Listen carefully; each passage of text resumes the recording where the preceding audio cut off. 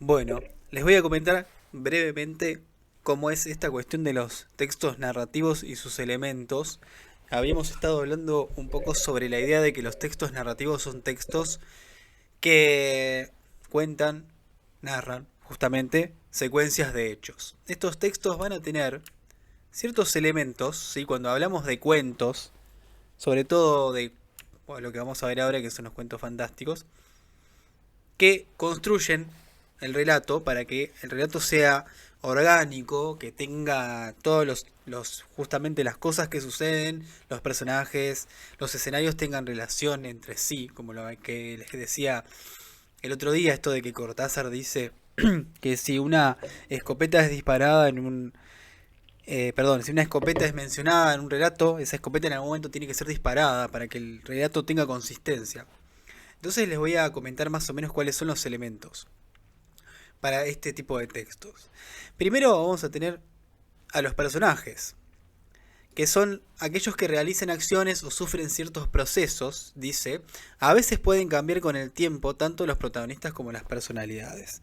En este caso nosotros estamos viendo cuentos, entonces los protagonistas probablemente no cambien mucho porque los cuentos son cortos. Si leemos una novela larga, ahí sí vamos a vivir el proceso de cambio de un personaje.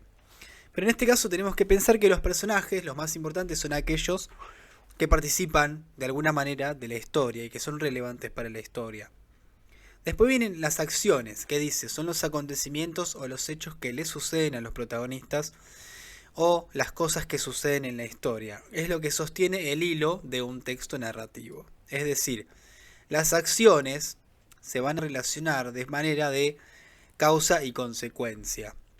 Eso es lo que hace un texto narrativo, relaciona acciones en formas de causa-consecuencia, que quiere decir esto, que algo pasa por algo.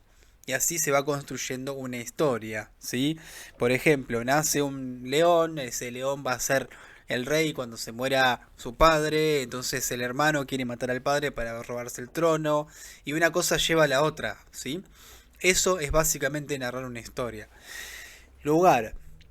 El lugar es el lugar físico en donde se llevan a cabo las acciones. Son los escenarios. Por ejemplo, un departamento, una plaza, el infierno. ¿Sí? Cualquier lugar en donde los personajes puedan moverse para vivir esas acciones va a ser considerado como lo que les digo, el lugar físico, el lugar geográfico.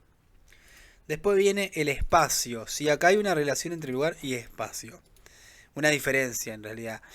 El espacio es la forma en que los personajes perciben el lugar. Por ejemplo, el infierno no va a ser percibido de la misma manera por Jake que por Finn en Hora de Aventura. Bueno, yo siempre doy ese ejemplo.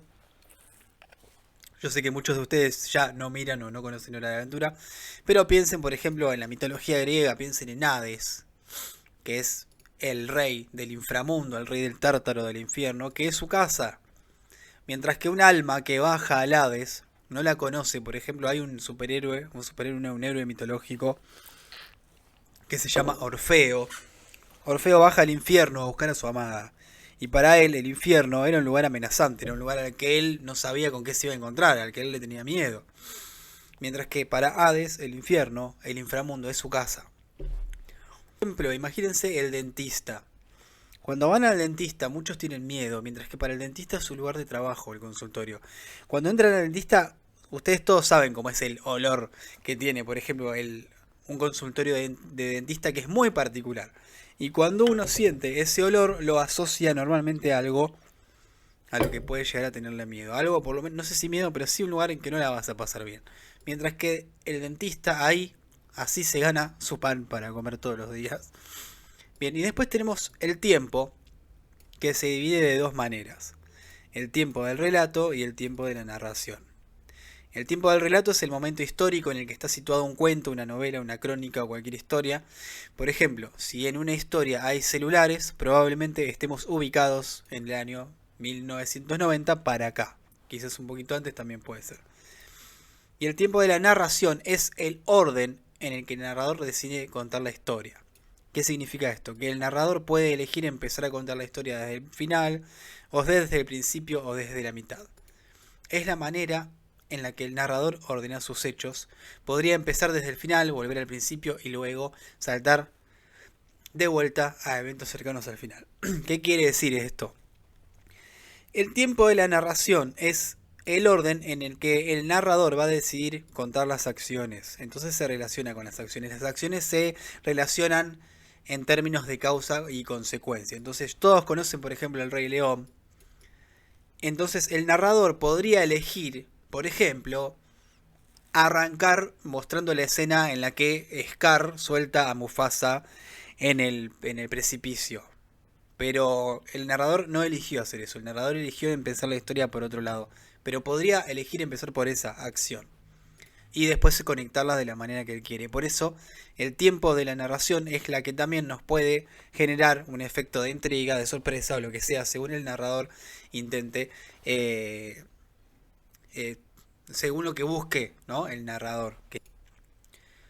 Eh, Pienso en la cuestión del tiempo y del espacio, que son dos cosas inseparables. Hay algo que se llama cronotopos, que en griego significa tiempo y espacio, que ellos creían, yo creo también, ¿no? Que el tiempo y el espacio son dos cosas inseparables. Entonces a veces los relatos pueden jugar un poco con eso, y es lo que pasa en el relato de la escopeta que leímos hace un ratito.